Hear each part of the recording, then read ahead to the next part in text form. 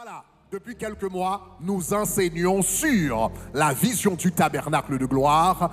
Et la vision du tabernacle de gloire, ce n'est pas seulement la vision pour l'Église, mais c'est la vision de Dieu pour ta vie. Donc cela veut dire quand le Seigneur te connecte à une Église, à un ministère, donc cela veut dire s'il donne une vision au ministère et il choisit de te connecter à ce ministère, donc cela veut dire c'est la vision qu'il a également pour ta vie. C'est pourquoi il t'a envoyé dans ce ministère, parce qu'il sait que ce ministère a la vision qu'il veut, que lui il veut pour ta vie. Est-ce que ça va, chers amis? Donc très très important. Voilà pourquoi il dit: je vous donnerai des bergers selon mon cœur. Je vous donnerai des bergers selon mon cœur. Donc si nous avons prié, nous avons entendu la voix de Dieu, donc nous devrions comprendre que nous ne sommes pas dans une église par accident. Alright. Maintenant, notre vision dit, ok, notre but au tabernacle de gloire, c'est de former une famille aimante qui glorifie Dieu par une vie d'adoration passionnée. Donc, nous avions déjà parlé de la gloire. Notre but, c'est la gloire. Donc, nous avions déjà parlé de la gloire. C'est de former une famille aimante. Nous avons déjà parlé de l'importance de la famille qui glorifie Dieu par une vie d'adoration passionnée. La semaine dernière, le mois dernier, nous avions parlé de l'adoration passionnée.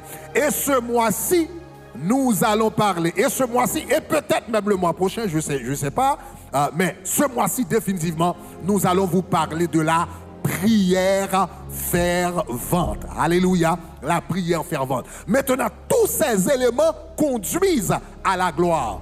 Quand nous sommes une famille, cela glorifie Dieu. Quand nous sommes unis comme une famille en Jésus, cela glorifie Dieu. Qu'est-ce que Jésus a dit?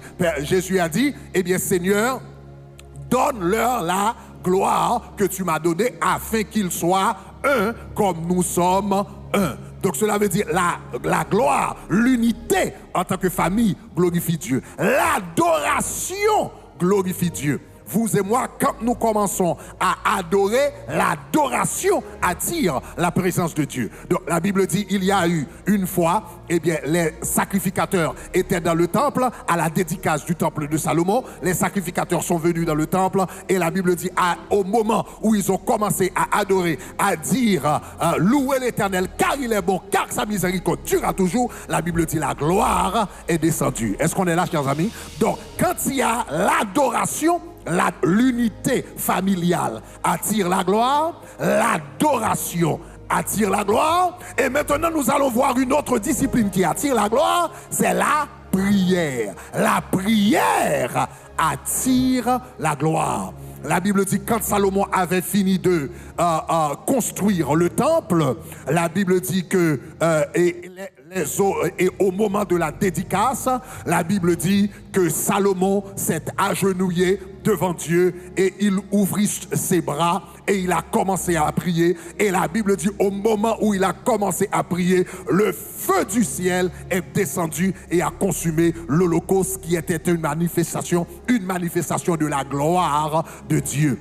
Donc la prière attire le feu et attire la gloire de Dieu. Donc nous allons apprendre ce mois-ci, eh bien, comment vivre dans la gloire à travers la prière. Nous avons appris comment vivre la gloire à travers l'unité familiale, comment vivre dans la gloire à travers l'adoration, et maintenant c'est comment vivre dans la gloire à travers la prière. Voilà.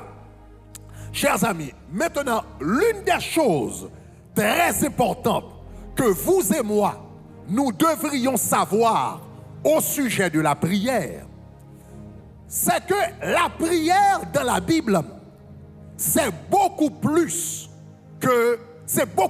qu'une pétition. La prière, c'est beaucoup plus que demander.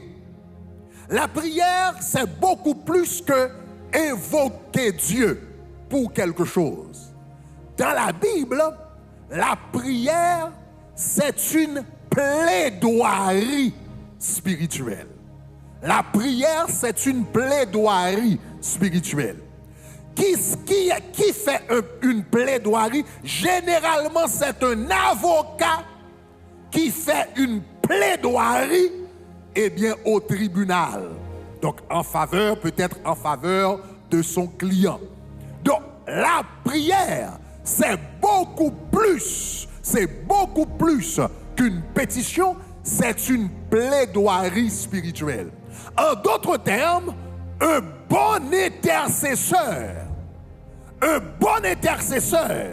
c'est un bon avocat spirituel. Est-ce que vous êtes avec moi? J'ai dit quoi? Un bon intercesseur, c'est quoi? Un bon avocat spirituel. Donc, nous allons regarder un verset rapidement. Je vais faire l'introduction rapidement. Donc, voilà pourquoi, donc ce mois-ci, je vais vous parler de la puissance du tribunal céleste. Pour pouvoir bien prier, vous devez savoir comment fonctionner dans le tribunal céleste. Je reprends. Est-ce que vous êtes avec moi? Si vous êtes avec moi, dites gloire. Pour pouvoir bien prier, pour pouvoir bien intercéder, il faut savoir comment fonctionner dans le tribunal céleste. Remarquez ce que le Seigneur dit dans Ésaïe chapitre 1er, le verset 18. Ésaïe chapitre 1er, verset 18. Remarquez, lisons ça ensemble. Qu'est-ce que le Seigneur dit? Venez et plaidons. Dis qui est-ce? Venons et plaidons, dit l'Éternel. Quand vos péchés seront comme le cramoisi, eh bien le Seigneur dit, ils deviendront blancs comme la neige. Quand vos péchés seront comme le cramoisi, la Bible dit, ils deviendront blancs comme la neige. Alléluia. Donc, qu'est-ce que le Seigneur fait? Le Seigneur nous invite. Le Seigneur, dans la prière, il nous invite à plaider. Donc, je vais seulement vous raconter une histoire pour introduire le concept du tribunal céleste. Et durant le reste du mois, nous allons en parler long. Nous allons parler en détail. Mais lisons ici. Laisse-moi avancer ici. Il y a 3 choses que nous devrions savoir au sujet de Dieu. Avant de vous raconter l'histoire. 3 choses que nous devrions savoir au sujet de Dieu. Numéro 1.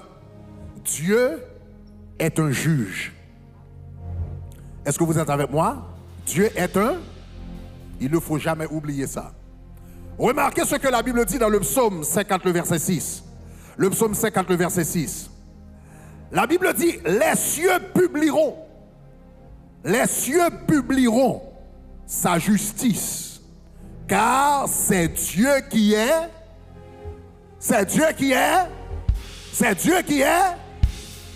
il ne faut jamais oublier cela.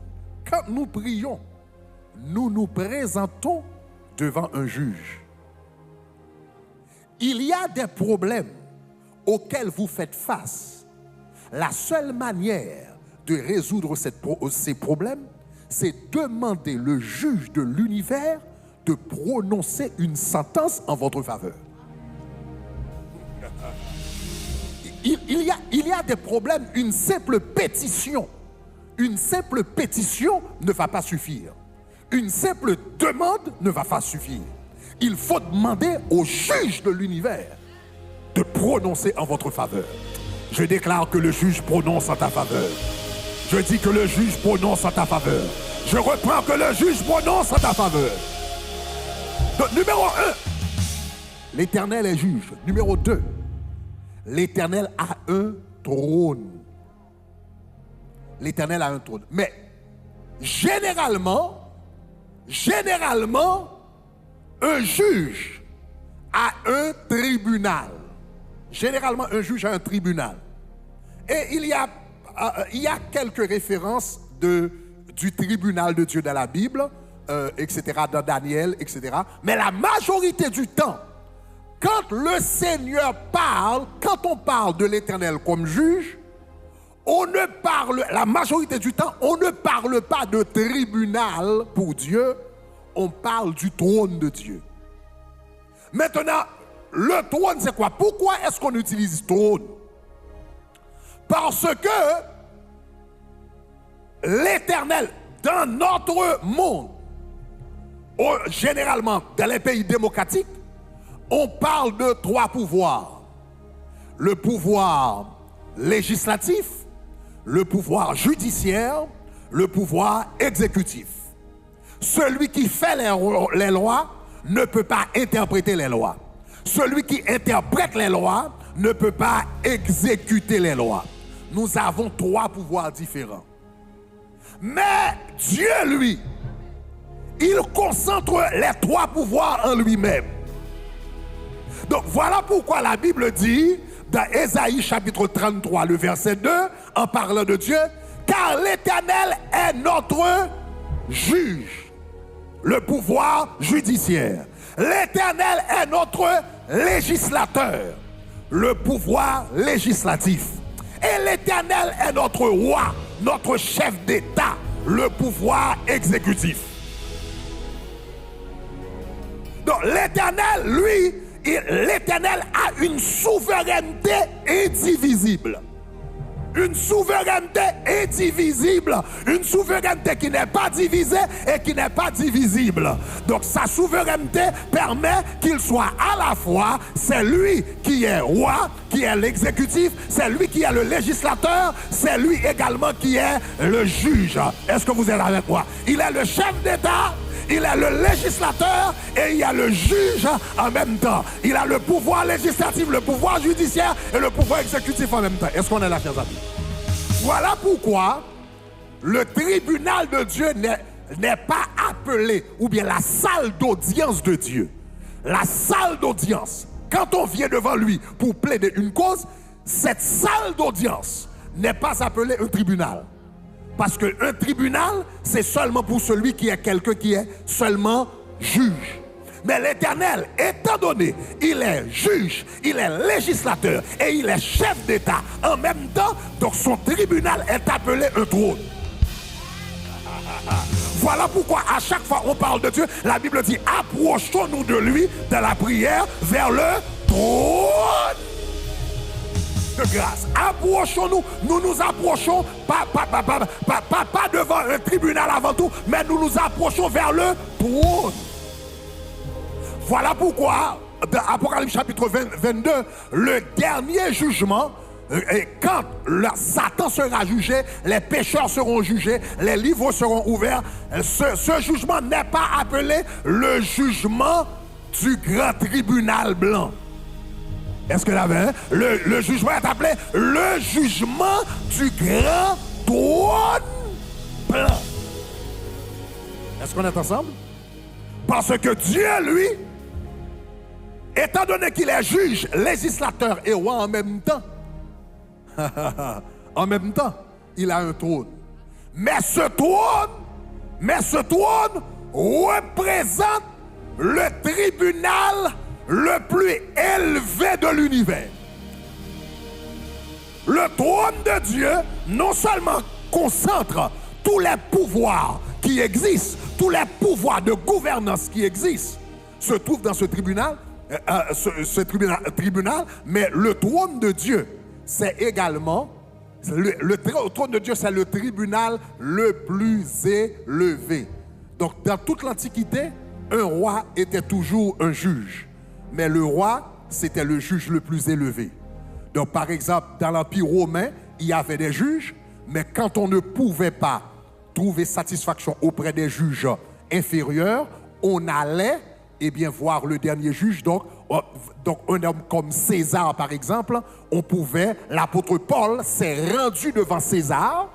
Est-ce qu'on est ensemble? L'apôtre Paul s'est rendu devant César pour plaider sa cause, parce que César représentait l'instance judiciaire supérieure. César représentait la Cour suprême aux États-Unis ou bien la Cour de cassation en Haïti.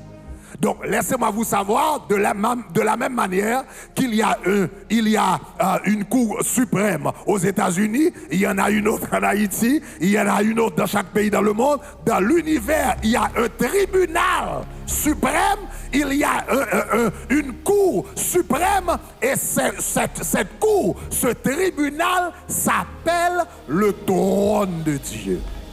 Est-ce qu'on est ensemble, chers amis? Donc, quand vous vous approchez vers le trône de Dieu, c'est en parlant de ce trône que la Bible dit maintenant, venons et plaidons. Donc prier, c'est plaider une cause devant le trône de Dieu. Prier, c'est quoi? Prier, c'est quoi? Plaider une cause devant le trône de Dieu. Et durant cette série de messages sur la prière, je vais vous former en tant qu'avocat spirituel. Peut-être vous n'êtes pas avocat aux États-Unis, vous n'êtes pas avocat en Haïti, vous n'êtes pas avocat en France, mais vous allez être un avocat devant le trône de Dieu. Quand vous parlez, vous allez gagner des causes. Quand vous priez, vous allez gagner des causes pour Dieu. Dites-moi gloire.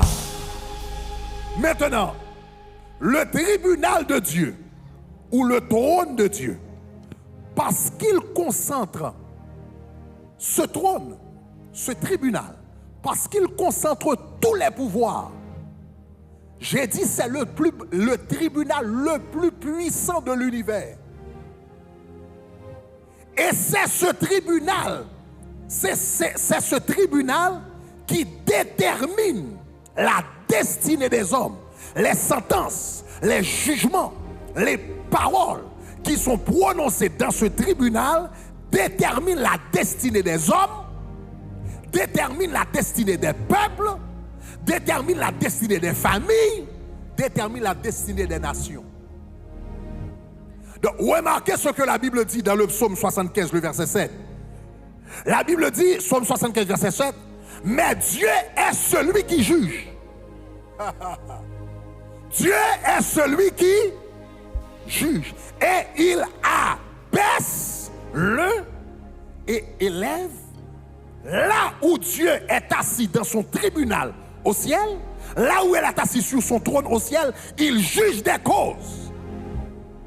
Et c'est lui qui détermine qui va être abaissé et qui va être élevé. Donc il y a des choses que vous et moi, quand nous les voyons, nous pensons que ce sont des accidents. Quand nous les voyons, nous pensons que ce sont des choses qui se sont produites de manière fortuite. Mais en réalité, ce ne sont pas... Il y a beaucoup de choses qui se passent dans le monde. Il y a des chefs d'État qui montent, il y a des chefs d'État qui tombent. Il y a des gens qui vivent, il y a des gens qui meurent.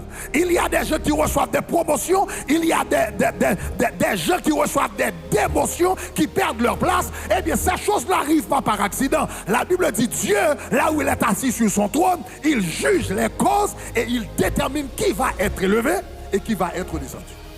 Est-ce qu'on est ensemble? C'est les jugements de ce tribunal affectent les décisions sur la terre, affectent les événements terrestres, disons-le ainsi. Les jugements qui sont prononcés dans ce tribunal affectent les événements sur la terre. Je reprends. Les jugements qui sont prononcés dans ce tribunal, le tribunal céleste qui est appelé le trône de Dieu, les jugements qui sont prononcés dans ce tribunal affectent la vie des hommes, la vie des familles, la vie des églises, la vie des nations. Je vais vous donner un simple exemple et semaine prochaine, Dieu voulant, nous allons continuer. La Bible dit, juste pour que vous puissiez comprendre, la Bible dit il y a eu un homme qui s'appelait Akab. Akab était en guerre contre une autre nation qu'on appelait Gilead. Donc la Bible dit Akab s'est rendu en guerre contre un autre peuple, donc de la zone, donc dans une contrée qu'on appelait Ramoth en Gilead.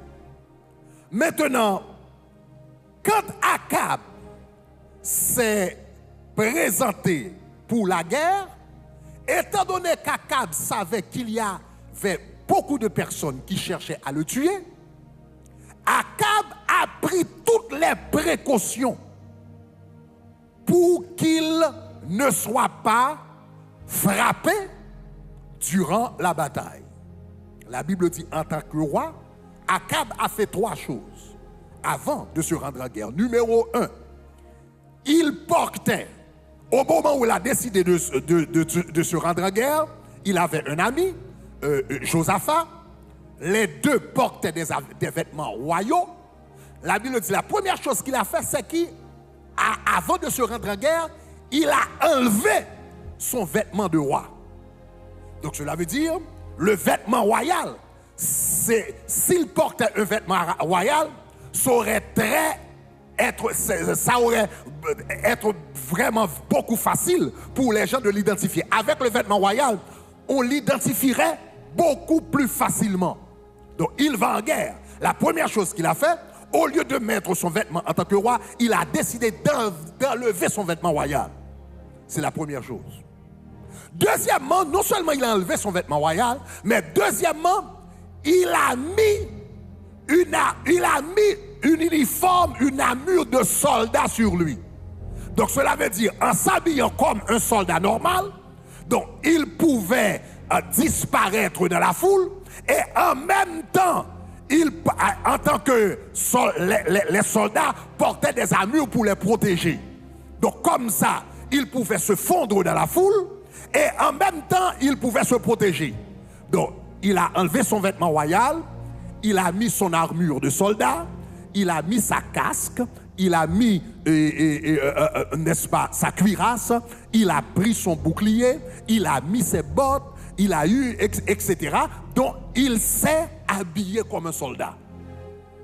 Et la troisième chose que cet homme a fait pour protéger sa vie, premièrement, lui, il s'est déshabillé comme moi. Donc, il a enlevé son vêtement royal. Deuxièmement, il s'est habillé comme un soldat avec tous les éléments nécessaires pour protéger sa vie. Troisièmement, il a demandé au roi Josaphat, lui, de garder ses vêtements royaux. Donc, cela veut dire, il va en guerre, mais il a demandé à l'autre de garder les vêtements royaux. Donc, voilà, Akab est allé en guerre, c'est lui le chef, c'est lui le responsable, c'est lui qui veut la guerre. Mais il va en guerre, il ne porte pas de vêtements royaux, il s'est habillé comme un simple soldat, n'est-ce pas? Et il a demandé à Josaphat de garder son ami royal. Et voilà, ils sont allés dans la guerre a commencé et on cherche à tuer le roi comme l'ordre a été donné. Et on a remarqué un homme qui portait un vêtement royal, et bien immédiatement 32 soldats, et bien se sont plongés sur lui pour le tuer. Et c'est alors que l'homme poussa un cri. Quand l'homme poussa le cri, eh bien ils ont regardé et ils se sont rendus compte que c'était le roi Josaphat, ce n'était pas le roi Akab. Or, celui qui voulait, c'était le roi Akab. Donc voilà, ces gens ne savent pas ce qu'ils doivent faire parce que l'ordre a été de ne pas toucher, de ne toucher à personne d'autre. Ne touchez ni les grands, ni les petits, ne touchez pas au roi. La seule personne qu'il faut tuer, c'est Akab. Donc voilà, il pensait avoir pris Akab, il pensait avoir piégé Akab, mais quand ils ont regardé, ce n'était pas Akab, c'était Josaphat. Donc voilà, 32 chefs ne savent que faire maintenant. Ils ont reçu l'ordre, ils pensaient avoir Akab, mais ils ne l'ont pas. Donc ils n'ont aucune idée où trouver cet homme. Il y a des milliers de soldats, et bien sûr le terrain, donc on n'a aucune idée où est Akab. Akab est en train de se cacher avec un vêtement de soldat. Personne ne sait où cet homme se trouve. Eh bien voilà, à un moment, je ne sais pas si, la Bible dit ils se sont détournés. Quand ils ont vu que ce n'était pas Akab, ils se sont détournés, mais ils n'avaient aucune idée où ils allaient trouver Akab. Et c'est à ce moment que soldat,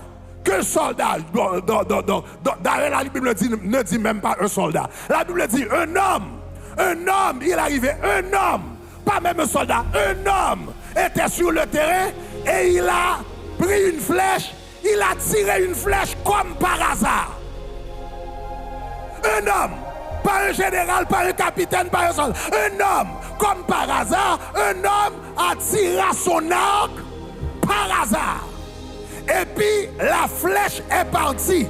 La flèche a traversé le champ de bataille, la flèche a traversé tous les soldats, la flèche a traversé Josaphat, la flèche a traversé les généraux, les capitaines, et là où Akab était caché et personne ne pouvait l'identifier, la flèche a pris la direction d'Akab.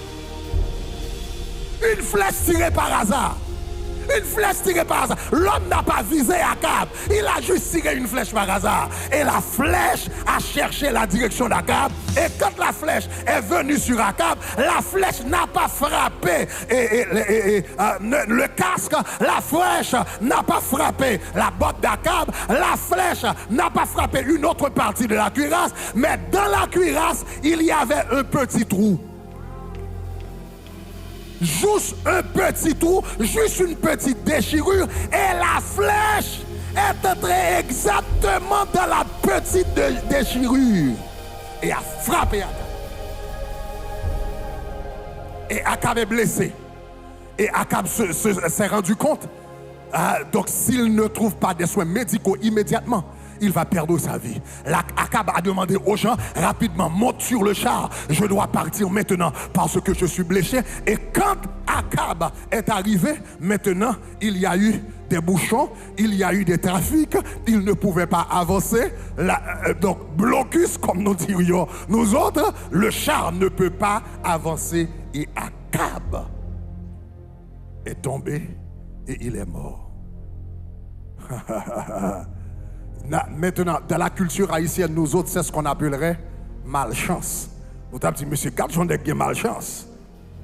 Bon, quelqu'un, il a pris le temps. Oh, et je vous avais pas dit que Akab s'était déguisé, même. Non seulement il, mais il s'était déguisé en une autre personne. Donc, un homme, remarquez bien ce qu'il a fait. Il a enlevé son vêtement en 2 Rois pour qu'on ne le reconnaisse pas. Il s'est déguisé en une autre personne. Il s'est habillé comme un soldat. Il a pris toutes les précautions. Et la flèche. La flèche par hasard. Est-ce que c'était du hasard vraiment? Du point de vue humain, c'était du hasard. Mais du point de vue divin, qu'est-ce qui est arrivé? Michée dit, dans le verset que je vous avais fait lire, Michée dit que avant la mort de cet homme, il a dit j'ai vu. Il a dit j'ai vu dans 1 Roi chapitre 22. Dans 1 Roi chapitre 22, Michée nous explique ce qui s'était passé. Michée nous a dit une fois, je ne sais pas une fois, mais quelque temps auparavant, suivez-moi, quelque temps auparavant, le prophète Michée dit j'avais vu le tribunal de Dieu. Le Seigneur était assis sur ton trône. Et j'ai vu l'armée des cieux, les anges, les êtres célestes, étaient assis à sa droite et à sa gauche. Et l'Éternel, pendant qu'il était sur son trône, cela veut dire pendant qu'il était au tribunal céleste, il a posé la question, eh bien, qui ira et séduira Akab afin qu'il paie? Cela veut dire dans le tribunal céleste, il y avait un jugement qui a été prononcé contre Akab. Ce n'est pas par hasard que la flèche est partie et a passé tout le monde, a traversé le champ de bataille et a trouvé Akab dans sa cachette. Et a trouvé le défaut qu'il y avait dans la cuirasse et l'a tué par le... C'est parce que le tribunal céleste s'était prononcé contre lui. Et pourquoi le tribunal céleste s'était prononcé contre lui? Parce qu'il avait volé la terre d'un homme qui s'appelait Naboth. Il avait volé la terre de Naboth et il avait tué Naboth. Et ce jour-là, l'Éternel avait dit, de la même manière que les chiens ont léché le sang de Naboth, les chiens lécheront également ton sang. Et ce message a été délivré par le prophète Élie au tribunal céleste. Et maintenant, la séance que Michée à laquelle Michée avait assisté, c'était la deuxième séance. De la première séance, l'Éternel avait dit, il mourra. Et bien de la même manière que les chiens ont léché le sang de Naboth, les chiens l'ont sur terre. C'était la sentence de mort. Et maintenant, la deuxième session, c'était comment cet homme va mourir. Le ciel, le tribunal céleste, à cause de ce qu'il avait fait, avait déterminé sa mort. Mais sur la terre, cela semblait un hasard. Sur la terre, cela semblait une flèche comme par. En d'autres termes, ce qui ressemble à du hasard sur la terre, souvent, ce sont des exécutions, des décisions juridiques qui ont été prises dans le ciel. Voilà pourquoi vous et moi, en tant que chrétiens, nous devrions savoir comment prier. Nous devrions savoir comment plaider nos causes devant ce tribunal. Il y a des choses qui nous arrivent, nous pensons que c'est du hasard. Il y a des choses qui arrivent, nous pensons que c'est de la chance ou de la malchance. Il y a des choses qui arrivent, nous pensons que ce sont des accidents. Non, c'est parce qu'il y a un jugement qui a été prononcé dans le tribunal. Et je vais terminer avec ceci. On termine avec ceci. L'une des personnes les plus expertes dans ce tribunal, l'une des personnes les plus expertes dans ce tribunal, l'une des personnes qui utilise ce tribunal journalièrement et quotidiennement contre nous, c'est Satan. La Bible dit en Apocalypse, la Bible dit Satan, l'accusateur des frères, qui les accuse nuit et jour. Il a précipité la Satan, accusateur, c'est parce que c'est ce que ça veut dire Satan. Satan veut dire accusateur. Il a précipité l'accusateur de nos frères qui les accusait devant Dieu nuit, jour et nuit. Cela veut dire Satan reconnaît la puissance de ce tribunal. Parce que Satan sait qu'il n'est pas souverain. Satan ne peut pas faire ce qu'il veut dans le monde. Est-ce que vous êtes avec moi? Satan ne peut pas faire ce qu'il veut dans le monde. Donc quand Satan veut frapper une nation de certaines calamités, une famille de certaines calamités, une personne de certaines calamités, qu'est-ce qu'il va faire? Il va voir une erreur que vous avez commise, une parole que vous avez dite, une alliance que votre famille avait fait, etc. Et il va se présenter devant le tribunal de Dieu.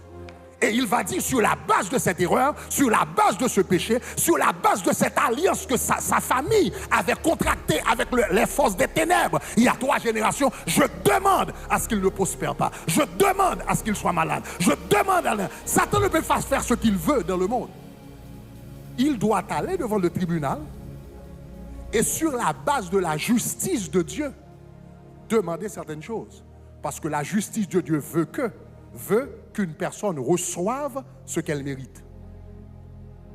Le péché a son salaire. Les bonnes œuvres ont leur salaire. Le péché également a son salaire. Est-ce qu'on est là, chers amis? Donc Satan est expert dans ce tribunal. Voilà pourquoi vous et moi, dans nos temps de prière, Dieu nous invite également à utiliser ce tribunal contre Satan le diable. Est-ce qu'on est ensemble? Venons et plaidons, dit l'Éternel. Venons et plaidons. Ce mois-ci, je vais vous enseigner comment plaider votre cause. Comment plaider votre cause devant le tribunal. Vous n'avez pas à vous effrayer de ce tribunal. N'ayez pas peur de ce tribunal. Parce que le juge est votre père, l'avocat est votre frère. Et l'évidence la plus importante dans ce tribunal, c'est le sang de Jésus. Donc vous n'avez rien à craindre. Vous n'avez rien à craindre. Est-ce qu'on est ensemble? Vous n'avez rien à craindre. Mais il faut utiliser le tribunal. Vous n'avez rien à craindre. Mais il faut utiliser le tribunal. Un bon intercesseur, c'est un bon avocat spirituel. Il y a des problèmes auxquels vous faites face. Vous devriez dresser un dossier et apporter le dossier devant Dieu. Et dit, Seigneur, voilà ce qui est écrit dans ta parole et voici ce que Satan est en train de faire dans ma vie. Je viens plaider ma cause devant toi et je te demande de me rendre justice selon ta parole. Il y a des problèmes pour les résoudre. Il faut plaider ta cause. Regarde ton voisin, dis plaide ta cause. Regarde ton voisin, dit plaide ta cause. Regarde quelqu'un, dit non, dit plaide ta cause. Oh, que le Seigneur t'accorde la sagesse ce mois-ci. Que le Seigneur t'accorde la grâce ce mois-ci. Que le Seigneur t'accorde l'intelligence ce mois-ci. Que le Seigneur t'accorde la compréhension ce mois-ci. Que le Seigneur t'accorde le courage ce mois-ci. Que le Seigneur t'accorde la vigueur ce mois-ci. Pour que tu puisses plaider tes causes au nom de Jésus. Je déclare avant la fin de cette année, il y a des affaires qui seront classées. Il y a des affaires qui seront classées. Il y a des affaires qui seront classées. Il y a quelques caisses pour vous dismiss. Il y a quelques caisses qui devant toi, c'est pour vous dismiss. Au nom de Jésus.